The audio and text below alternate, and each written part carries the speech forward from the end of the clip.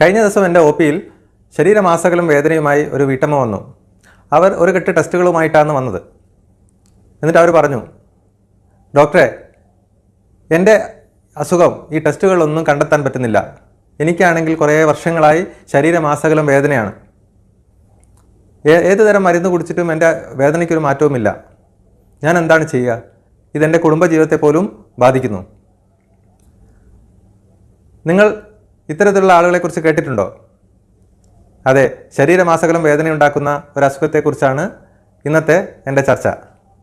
ഞാൻ doctor Nishad P K, consultant pain physician, cortex spine and pain care, Eranhipalam.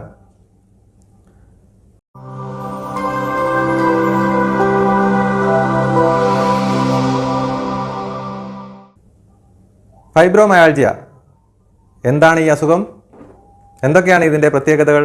അതിൻ്റെ ചികിത്സാ രീതികൾ എന്തൊക്കെയാണ് എന്നതിനെക്കുറിച്ചാണ് ഇന്ന് നമ്മൾ ചർച്ച ചെയ്യുന്നത്. എന്താണ് യഥാർത്ഥത്തിൽ ഫൈബ്രോമയാൾജിയ? ഇതിൻ്റെ ഏറ്റവും വലിയ പ്രത്യേകത ശരീരം മൊത്തത്തിലുള്ള വേദനയാണ്. അതായത് 2 കൈകളിലും 2 കാലുകളിലും ശരീരം മൊത്തത്തിലുള്ള ഭാഗത്ത് വേദന അനുഭവപ്പെടും. ഇതിന് സാധാരണയായി നമുക്ക് ശരീരത്തിൻ്റെ ഏതെങ്കിലും ഒരു ഭാഗത്ത് ചെറിയൊരു വേദനയായിട്ട് തുടങ്ങിയതായിരിക്കും. ഒന്നുകിൽ ഒരു വലത്തെ കൈയോ അല്ലെങ്കിൽ കഴുത്തിൻ്റെ ഭാഗത്ത് അല്ലെങ്കിൽ നടുവിൻ്റെ ഭാഗത്ത് ഒരു വേദനയായിട്ട് തുടങ്ങി പിന്നീട് അത് മെല്ലെ മെല്ലെ ശരീരമാസകലം വ്യാപിച്ച് ശരീരം മൊത്തത്തിൽ വേദനയായി മാറുന്നു. വർഷങ്ങൾ കൊണ്ട് ഉണ്ടാവുന്നതാണ്. കഴിഞ്ഞ ഒരു 4-5 വർഷമായി വേദന അനുഭവിക്കുന്നു. ആദ്യം നമുക്ക് തുടങ്ങിയത് കഴുത്ത് വേദനയായിരിക്കും. അത് കഴിഞ്ഞ് കുറച്ച് കാലങ്ങൾ കഴിഞ്ഞപ്പോൾ അതേ വശത്ത് കാലിന് വേദന തുടങ്ങി. കുറച്ച് കാലം കഴിഞ്ഞപ്പോൾ ഓപ്പോസിറ്റ് മറുവശത്തുള്ള കൈക്കും കാലിനും വേദന തുടങ്ങി. ഇത്തരത്തിലാണ് ഈ ഒരു അസുഖം ഉണ്ടാവുന്നത്. അപ്പോൾ ഒരു ഫൈബ്രോമയാൾജിയ എന്നൊരു സ്റ്റേജിൽ എത്തിക്കഴിഞ്ഞു കഴിഞ്ഞാൽ ഈ രോഗിക്ക് ശരീരമാസകലം വേദന ഉണ്ടാവും. അതോടൊപ്പം തന്നെ ഒരുപാട് ബുദ്ധിമുട്ടുകൾ, അതായത് പകൽ സമയത്ത് അല്ലെങ്കിൽ എല്ലാ സമയത്തും ക്ഷീണം അനുഭവപ്പെടുക, ഒന്നിനും ഒരു ഉത്സാഹമില്ലായ്മയും ക്ഷീണവും അനുഭവപ്പെടുക, രാവിലെ എഴുന്നേറ്റ് വരുന്ന സമയത്ത് ബെഡിൽ നിന്ന് എഴുന്നേൽക്കാൻ പറ്റാത്ത അവസ്ഥ, ശരീരം മസിൽസ് എല്ലാം ടൈറ്റായി മൊത്തത്തിൽ ശരീരത്തിനൊരു മുറുക്കം അനുഭവപ്പെടുക, എണീറ്റ് വരാനുള്ള ബുദ്ധിമുട്ട്, വേദന മാക്സിമം അനുഭവപ്പെടുന്നത് രാവിലെ എഴുന്നേറ്റ് വരുമ്പോഴാണ്. അത് കഴിഞ്ഞ് കുറച്ചൊരു 1-2 മണിക്കൂർ കഴിഞ്ഞ് ജോലിയൊക്കെ തുടങ്ങി കഴിയുമ്പോൾ കുറച്ചൊരു ആശ്വാസം ഉണ്ടാവും. വേദനയല്ലാതെ മറ്റുള്ള പ്രശ്നങ്ങൾ, ഉറക്കം നഷ്ടപ്പെട്ട ഒരവസ്ഥ, അതായത് രാത്രി കാലങ്ങളിൽ ഉറക്കം കുറവായിരിക്കും, രാവിലെ എഴുന്നേറ്റാലും ഉറക്കത്തിൻ്റെ ഒരു ക്ഷീണം മാറാത്ത രീതിയിലുള്ളൊരു അവസ്ഥ, ഇത് സ്ഥിരമായിട്ടുള്ള എല്ലാ ദിവസവുമുള്ള ഒരു വേദന ആയതുകൊണ്ട് തന്നെ അവരുടെ മാനസികമായി വളരെ ബാധിക്കുന്നു. ഡിപ്രഷൻ, ആങ്സൈറ്റി തുടങ്ങിയ ബുദ്ധിമുട്ടുകൾ അവർക്കുണ്ടാകുന്നു. വീട്ടിലൊരാൾ ദിവസവും വേദന പറഞ്ഞുകൊണ്ടിരിക്കുമ്പോൾ അത് കുടുംബത്തിലെ മറ്റുള്ള ആളുകളെയും ബാധിക്കുന്നു. അപ്പോൾ വേദന ഉണ്ടാകുന്നവരുടെ കുടുംബത്തിലെ കുടുംബനാഥനാണെങ്കിലും അല്ലെങ്കിൽ മക്കളാണെങ്കിലും മറ്റുള്ള ആളുകൾക്ക് ഇതൊരു പ്രശ്നമാണ്. അപ്പോൾ അവർക്കൊരു പ്രശ്നമാവുമോ എന്നുള്ള ചിന്ത രോഗിയെ വീണ്ടും മാനസികമായി ബുദ്ധിമുട്ടുണ്ടാക്കുന്നു. ഇതാണ് ഒരു ഫൈബ്രോമയാൾജിയ എന്നറിയപ്പെടുന്ന ഈ അസുഖമുള്ള രോഗിയുടെ ഒരു സാധാരണ ജീവിതം. അപ്പോൾ എന്താണ് യഥാർത്ഥത്തിൽ ഈ അസുഖത്തിൽ എവിടെയാണ് പ്രശ്നം? ഇതൊരു പേശി വേദനയാണോ അല്ലെങ്കിൽ നമ്മുടെ ഞരമ്പിനെ സംബന്ധിക്കുന്ന ഒരു വേദനയാണോ? അതാണ് പലപ്പോഴും പലർക്കും, രോഗികൾക്ക് തന്നെ അറിയാത്ത രോഗികൾക്കും ഡോക്ടർമാർക്കും പലപ്പോഴും കൺഫ്യൂഷൻ വരുന്നൊരു ഭാഗം ഇതാണ്. എന്താണ് യഥാർത്ഥത്തിൽ ഈ അസുഖത്തിൽ സംഭവിക്കുന്നത്? സത്യത്തിൽ ഫൈബ്രോമയാൾജിയ എന്ന് പറയുന്നത് ഒരു ന്യൂറോളജിക്കൽ ഡിസോർഡറാണ്. അതായത് അത് നാഡീ സംബന്ധമായ ഒരു അസുഖമാണ്. രോഗിക്ക് വേദന ഉണ്ടാകുന്നത് ശരീരത്തിലുള്ള എല്ലാ പേശികളിലുമാണ്. പക്ഷേ അത് മസിൽസിൻ്റെ, പ്രധാനമായും പേശികളെ ബാധിക്കുന്ന അസുഖമല്ല. മറിച്ച് അത് തലച്ചോറിൽ നിന്ന്, അതായത് സെൻട്രൽ നെർവസ് സിസ്റ്റം എന്നറിയപ്പെടുന്ന നമ്മുടെ തലച്ചോറും സുഷുമ്നാ നാഡിയും അടങ്ങിയ ഭാഗത്ത് നെർവ്സിനുണ്ടാകുന്ന മാറ്റങ്ങൾ കൊണ്ടുണ്ടാകുന്ന ഒരു അസുഖമാണ് ഫൈബ്രോമയാൾജിയ.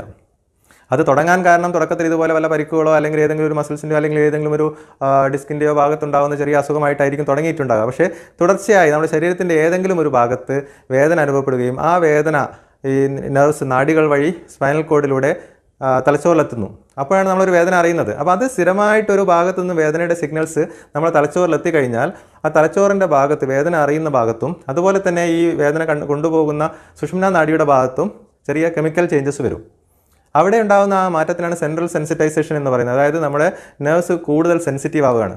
ആദ്യം നമുക്കൊരു സ്ഥലത്തുനിന്ന് ഒരു വേദന നമ്മൾ തൊട്ട് കഴിഞ്ഞാൽ അല്ലെങ്കിൽ എന്തെങ്കിലും ഒരു വേദന ഉണ്ടായിക്കഴിഞ്ഞാൽ അത് ഒന്നായിട്ടാണ് അറിയുന്നതെങ്കിൽ ഈ ഒരു അവസ്ഥയിലെത്തുമ്പോൾ ഒരു വേദന 10 മടങ്ങായിട്ട് 100 കണക്കിന് വേദനയായിട്ട് നമുക്ക് അനുഭവപ്പെടും. അതായത് വേദനയുടെ കാഠിന്യം കൂടുന്നു. ചെറിയതൊരു സ്റ്റിമുലസ് ഉണ്ടാകുമ്പോൾ തന്നെ വേദന കൂടുന്നു. അത്തരത്തിലൊരു അവസ്ഥയിലേക്ക് വരുന്നതിനാണ് സെൻട്രൽ സെൻസിറ്റൈസേഷൻ എന്ന് പറയുന്നത്. ഇത്തരത്തിൽ ബ്രെയിനിലും സ്പൈനൽ കോഡിലും വരുന്ന മാറ്റങ്ങൾ കൊണ്ടാണ് ഈ ഫൈബ്രോമയാൾജിയ എന്നൊരു അസുഖം ഉണ്ടാകുന്നത്. അതുകൊണ്ട് എന്താ സംഭവിക്കുന്നത്? ശരീരം മൊത്തത്തിൽ ഒരുപോലെ നമുക്ക് വേദന ഉണ്ടാവും. ഏതെങ്കിലും ഒരു മസിലിൻ്റെ ഭാഗത്ത് പിടിച്ച് ഞെക്കിയാൽ നമ്മൾ ടെൻഡർ പോയിന്റ്സ് എന്ന് പറയും. മസിൽസിൻ്റെ ശരീരത്തിൻ്റെ പല പോയിന്റുകൾ അവിടെ നമ്മൾ ഞെക്കിക്കഴിഞ്ഞാൽ നല്ലപോലെ വേദന ഉണ്ടാവും. രോഗിക്ക് ശക്തമായ വേദന ഉണ്ടാവും. ചിലപ്പോൾ തട്ടുമ്പോൾ തന്നെ ചെറുങ്ങനെ തൊടുമ്പോൾ തന്നെ വേദന ഉണ്ടാവും. ഇതൊക്കെയാണ് അതുകൊണ്ടുണ്ടാകുന്ന പ്രശ്നങ്ങൾ. ഇതോടൊപ്പം തന്നെ ഈ കെമിക്കൽ ചേഞ്ചസ് ആ വേദനയുടെ പെയിൻ സെൻറ്ററും മറ്റുള്ള ഇമോഷണൽ സെൻറ്ററുമായി കണക്ഷൻ ഉള്ളത് കൊണ്ട് തന്നെ ഇവർക്ക് അതിനെ അനുബന്ധിച്ച് തന്നെ മറ്റുള്ള ഇമോഷണൽ ഡിസ്റ്റർബൻസസ്, ആങ്സൈറ്റി, ഡിപ്രഷൻ തുടങ്ങിയ പ്രശ്നങ്ങൾ ഇതിൻ്റെ കൂട്ടത്തിലുണ്ടാകുന്നു.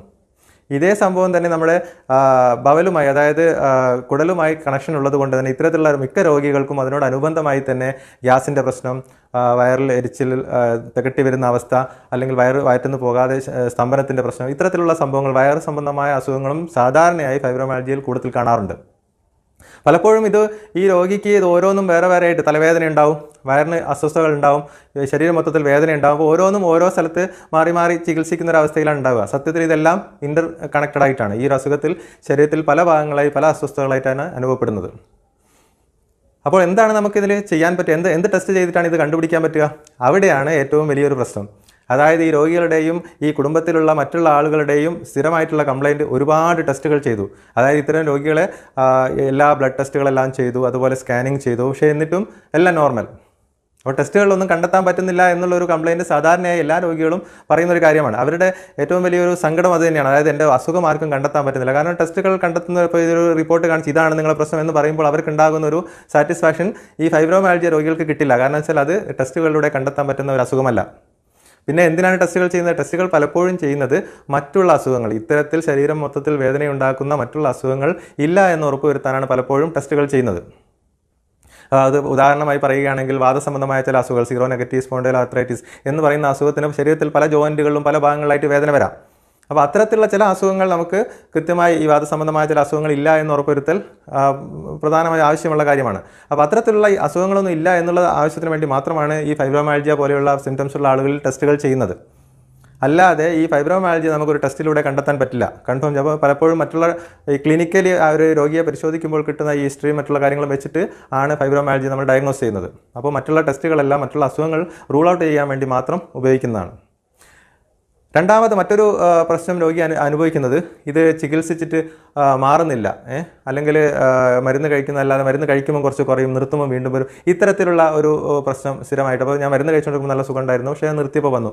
അപ്പോൾ ഇതെന്തുകൊണ്ടാണ് ഇത്തരത്തിലുള്ള പ്രശ്നം വരുന്നത്? ഇത് ഞാൻ പറഞ്ഞ പോലെ ഈ നെർവ് സംബന്ധമായ ഒരു അസുഖമായതുകൊണ്ട് തന്നെ കുറച്ച് ട്രീറ്റ്മെൻറ്റ്, ഒരുപാട് സമയം എടുക്കുന്ന ട്രീറ്റ്മെൻറ്റ് ആയിരിക്കും. സാധാരണ രീതിയിൽ 1-2 മാസം കൊണ്ട് നമുക്ക് പൂർണ്ണമായി മാറ്റാൻ പറ്റുന്ന രീതിയിലുള്ള അസുഖമല്ല ഫൈബ്രോമയാൽജിയ. അപ്പോൾ അതിൻ്റെ ചികിത്സയിൽ നമുക്ക് ഇത്തരത്തിലുള്ള കാര്യങ്ങൾ, അതായത് ഒരു മൾട്ടി ഡിസിപ്ലിനറി ട്രീറ്റ്മെൻറ്റ് എന്നാണ് നമ്മളിതിന് പറയുന്നത്.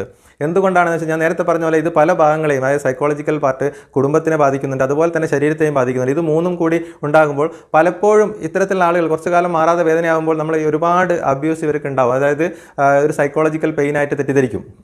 ഇത് എല്ലാവരും നിനക്ക് ഒന്നുമില്ല, ടെസ്റ്റൊക്കെ നോർമലാണ്, നിനക്ക് വട്ടാണ്, അല്ലെങ്കിൽ നിൻ്റെ തലയിലാണ് എല്ലാ അസുഖവും എന്നുള്ള കമൻറ്റ്സ് അവർക്ക് സ്ഥിരമായിട്ട് കേൾക്കും. അത് ശരിക്കും മറ്റുള്ള കൂടുതൽ ഇത് ആഘാതം പിന്നെയും കൂട്ടുകയാണ്. കൃത്യമായി അവരുടെ തലച്ചോറിൽ നടക്കുന്ന കെമിക്കൽ രാസവസ്തുക്കളുടെ ചേഞ്ചസ് കാരണം ഉണ്ടാകുന്ന ഒരു അസുഖമാണ്. പക്ഷേ ടെസ്റ്റുകളിൽ കണ്ടെത്താത്തതുകൊണ്ട് മാത്രം അവർക്കുണ്ടാകുന്ന ബുദ്ധിമുട്ടുകളാണിത്. അപ്പോൾ കൃത്യമായിട്ട് ഈ ഒരു എല്ലാ കമ്പോണൻസും ഉള്ളത് കൊണ്ട് തന്നെ ഇത്തരത്തിലുള്ള രോഗികളെ ചികിത്സിക്കുമ്പോൾ നമുക്ക് മൾട്ടി ഡിസിപ്ലിനറി ട്രീറ്റ്മെൻ്റ് ആണ് ഇതിനാവശ്യം വരുന്നത്. അതായത് നമുക്ക് മെഡിസിൻസ് വേണ്ടി വരും. ഈ നെർവ് സംബന്ധമായ പ്രശ്നങ്ങൾ ശരിയാക്കാൻ വേണ്ടി മെഡിസിൻസ് വേണ്ടി വരും. അതോടൊപ്പം തന്നെ ഫിസിയോതെറാപ്പി പോലെയുള്ള ട്രീറ്റ്മെൻറ്റ്, ഒക്യുപേഷണൽ തെറാപ്പി, ഫിസിയോതെറാപ്പി പോലെയുള്ള കാര്യങ്ങൾ വേണ്ടി വരും. അതായത് ആ ശരീരത്തിലെ മസിൽസ് റിലാക്സ് ചെയ്യാനും മറ്റുള്ള കാര്യങ്ങൾ, മസിൽസിൻ്റെ ശക്തി, പേശി ശക്തി ഇമ്പ്രൂവ് ചെയ്ത് കൊണ്ടുവരാനും അത്തരത്തിലുള്ള ഇത് ആവശ്യം വരും. കൂടെ നമുക്ക് സൈക്കോതെറാപ്പി, സൈക്കോളജിസ്റ്റിൻ്റെ സഹായം ആവശ്യം വരും. അതായത് ഈ കോഗ്നിറ്റീവ് ബിഹേവിയറൽ തെറാപ്പി പോലെയുള്ള ട്രീറ്റ്മെൻറ്റ് വഴി നമുക്ക് അവർക്കുണ്ടായ മാനസിക പ്രശ്നങ്ങൾ, അല്ലെങ്കിൽ മാനസികമായിട്ടുണ്ടാകുന്ന ബുദ്ധിമുട്ടുകൾ ഇതിൽ നിന്ന് മാറ്റിക്കൊണ്ടുവരാൻ പറ്റും. അപ്പോൾ ഈ ഇത്തരത്തിൽ പല ആംഗിളിൽ നിന്നും നമ്മൾ ട്രീറ്റ്മെൻറ്റ് എടുക്കുമ്പോഴാണ് ഈ രോഗിക്ക് മാക്സിമം ബെനിഫിറ്റ് കിട്ടുന്നത്. അത്തരത്തിലുള്ള ട്രീറ്റ്മെൻറ്റ് എടുക്കുന്ന സെൻറ്ററുകൾ കുറവായതുകൊണ്ടും അത്തരത്തിൽ ഈവൻ സൈക്കോളജിസ്റ്റിനെ കാണാം എന്ന് പറഞ്ഞാൽ പോലും പല രോഗികളും വില്ലിങ് അല്ലാത്തത് കൊണ്ടുമാണ് നമുക്ക് യഥാർത്ഥത്തിൽ ഈ അസുഖത്തിന് പെട്ടെന്നൊരു മാറ്റം അല്ലെങ്കിൽ നല്ല രീതിയിലൊരു ശമനം കിട്ടാതെ പോകുന്നത് അതുകൊണ്ടാണ്. അപ്പോൾ എന്താണ് നമുക്ക് ഇതിൽ ചെയ്യാൻ പറ്റുന്നത്?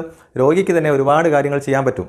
ഒന്നാമത്തത്, ഈ അസുഖം എന്താണ്, അതിൻ്റെ പത്തോഫിസിയോളജി ഞാൻ നേരത്തെ പറഞ്ഞാൽ എന്തുകൊണ്ടാണ്, എങ്ങനെയാണ് വരുന്നത് എന്ന് മനസ്സിലായി കഴിഞ്ഞാൽ അതാണ് ഏറ്റവും പ്രധാനം. അതായത് ഇതൊരു ശരീരത്തിന് പലർക്കും ഇത് ക്യാൻസർ ആണോ അല്ലെങ്കിൽ മറ്റുള്ള അസുഖമാണോ, എൻ്റെ വേദന എന്താ മാറാത്തത് എന്നുള്ളൊരു പേടി ഉണ്ടാവും. അതാണ് നമ്മൾ ആദ്യം മാറ്റേണ്ടത്. അതായത് ഇത് ശരീരത്തിന് ഭീഷണിയായിട്ടുള്ളൊരു അസുഖമല്ല, ഇത് കൂടിയിട്ട് വേറെ എന്തെങ്കിലും ആയി മാറും, അങ്ങനത്തെ പേടിക്കൊന്നും വേണ്ട. പക്ഷേ ഇത് വേദന ഉണ്ടാക്കുന്നുണ്ട്, ശക്തമായ വേദന ഉണ്ടാക്കുന്നുണ്ട്. അപ്പോൾ നമുക്ക് വേദന മാറ്റണം. പക്ഷേ ആദ്യം നമ്മൾ മനസ്സിലാക്കേണ്ടത് ഇത് ശരീരത്തിനോ ജീവനോ ഭീഷണിയായിട്ടുള്ള ഒരു അസുഖമല്ല. അപ്പോൾ പിന്നെ നെക്സ്റ്റ് സ്റ്റെപ്പ് നമ്മൾ ഇതിൽ നിന്ന് എങ്ങനെ പുറത്ത് കടക്കണം എന്നുള്ള രീതിയിലാണ്. അപ്പോൾ അതിന് നമുക്ക് മെഡിസിൻസ് വേണം. എന്ത് തരത്തിലുള്ള മെഡിസിനാണ്, അതായത് നെർവിൻ്റെ പ്രശ്നങ്ങൾ മാറ്റുന്ന രീതിയിലുള്ള മെഡിസിൻസ് നമ്മൾ കുറച്ച് കണ്ടിന്യൂസ് ആയിട്ട് എടുക്കേണ്ടി വരും. ചെറിയ ഡോസിൽ തുടങ്ങി മെല്ലെ മെല്ലെ കൂട്ടി കൊണ്ടുവന്നിട്ട് ഒരു ലെവലിലെത്തുമ്പോൾ നല്ലപോലെ മാറ്റം ഉണ്ടാവും. എങ്കിൽ വേദന സംഹാരികൾ കഴിച്ചിട്ടല്ല ഇതിൽ നമ്മൾ ചികിത്സിക്കുന്നത്. വേദന സംഹാരികൾ കഴിക്കുന്നതുകൊണ്ട് ഇതിന് മെച്ചം ഉണ്ടാവില്ല. അതിനേക്കാൾ കൂടുതൽ ഇത്തരത്തിലുള്ള മെഡിസിനാണ് നമുക്ക് വേണ്ടി വരിക. പിന്നെ അതിൻ്റെ കൂട്ടത്തിൽ നമ്മൾ ഫിസിയോതെറാപ്പി, അതുപോലെ എക്സസൈസ് പോലെയുള്ള കാര്യങ്ങൾ, വ്യായാമം പോലുള്ള കാര്യങ്ങൾ. വ്യായാമം എന്ന് പറയുമ്പോൾ നമ്മൾ ചെറിയ രീതിയിലുള്ള എക്സസൈസ്, അതായത് ഇത്തരത്തിലുള്ള രോഗികൾ ചെറിയ നടത്തം, മോർണിംഗ് വാക്ക്, കൈവീശി ഒന്ന് നടന്നു കഴിഞ്ഞാൽ തന്നെ ഒരുപാട് മാറ്റം ഉണ്ടാവും. നമ്മളെ മസിൽസ് എല്ലാം ഒന്ന് റിലാക്സ് ആകുമ്പോൾ തന്നെ ഒരുപാട് മാറ്റം ഉണ്ടാവും. അതുപോലെ തന്നെ എയറോബിക് എക്സസൈസ് അല്ലെങ്കിൽ നീന്തൽ പോലെയുള്ള എക്സസൈസ്, ഇത്തരത്തിലുള്ളത് ഈ രോഗികൾക്ക് പ്രയോജനം ചെയ്യും. ശരീരം മൊത്തത്തിൽ നമുക്ക് സ്ട്രെച്ച് ചെയ്യുന്ന രീതിയിലുള്ള എക്സസൈസ് എപ്പോഴും ഇത്തരത്തിലുള്ള രോഗികൾ, യോഗ പോലെയുള്ള കാര്യങ്ങളെല്ലാം ഇവർക്ക് ഹെൽപ്പ് ചെയ്യുന്നതാണ്. അതോടൊപ്പം തന്നെ നമ്മൾ മെഡിസിൻസ് എടുക്കുക, പ്ലസ് മറ്റുള്ള കാര്യങ്ങൾ സൈക്കോളജിക്കൽ സപ്പോർട്ടും കൂടി എടുത്തു കഴിഞ്ഞാൽ നമുക്ക് ഇത്തരത്തിലുള്ള ഒരു ബയോ സൈക്കോ സോഷ്യൽ മോഡലായിട്ടുള്ള ട്രീറ്റ്മെൻറ്റ് എടുത്തു കഴിഞ്ഞാൽ രോഗിക്ക് നല്ല ആശ്വാസം ഉണ്ടാകും. ഫൈബ്രോമയാൾജിയെക്കുറിച്ച് ചെറിയ കാര്യങ്ങൾ ഇത് മൊത്തത്തിൽ പറയാൻ ഒരു വീഡിയോ മതിയാവില്ല. പക്ഷേ എന്നാലും അതിൻ്റെ മെക്കാനിസം, ബേസിക്കായി എന്താണ് പ്രശ്നമെന്ന് നിങ്ങൾക്ക് മനസ്സിലായി എന്ന് ഞാൻ കരുതുന്നു. വേദന ഉണ്ടാക്കുന്ന മറ്റുള്ള അസുഖങ്ങളുടെ വിശേഷങ്ങളുമായി ഞാൻ വീണ്ടും വരാം.